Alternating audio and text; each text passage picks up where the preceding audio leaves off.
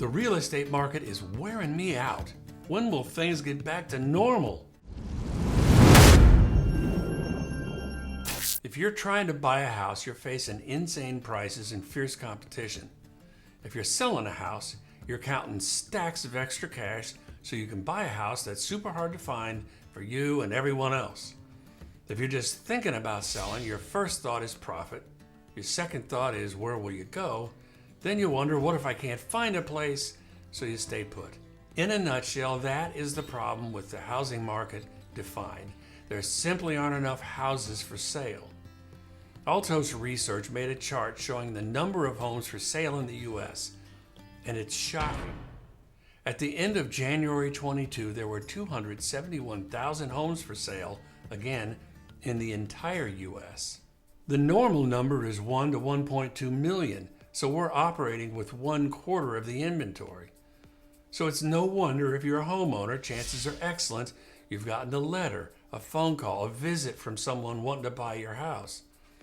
At first you might have thought, I must have a really cool place, till you figured out everyone else is getting the same letter, same call, same knock on the door. This isn't a new tactic. I get multiple letters from agents and companies wanting to buy my house every week. Agents have been doing this for years. What they're looking for is a small percentage of people that have thought about selling but haven't acted yet.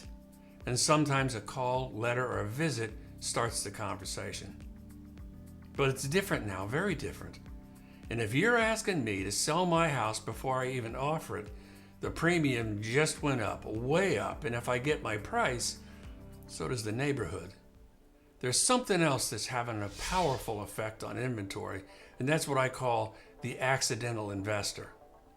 There's a lot of noise saying corporations like BlackRock are buying up all kinds of homes, turning them into rentals. Here's the facts. 90% of residential rental units are owned by individuals in the U.S. And why not? If you're going to move, keep the last one as a rental. With home values and rent rates through the roof, how could you not consider it? Then, when and if you get tired of being a landlord, after a couple of years, sell the place and really pull down the big bucks. But that takes 8 million homes out of the sales cycle. That's close to 10% of the 82 million existing homes in the U.S. One more factor squeezing the inventory.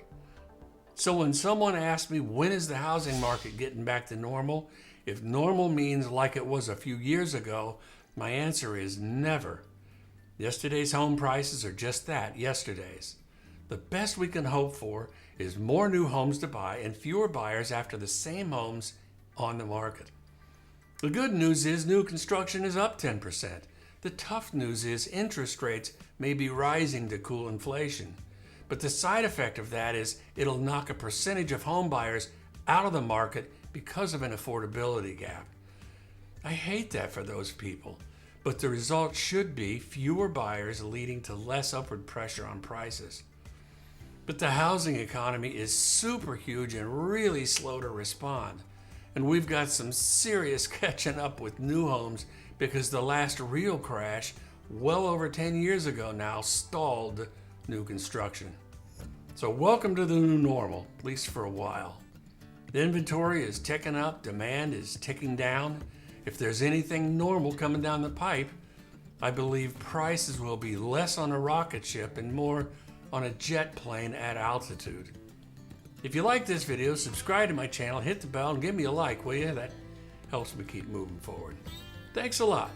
Talk to you soon.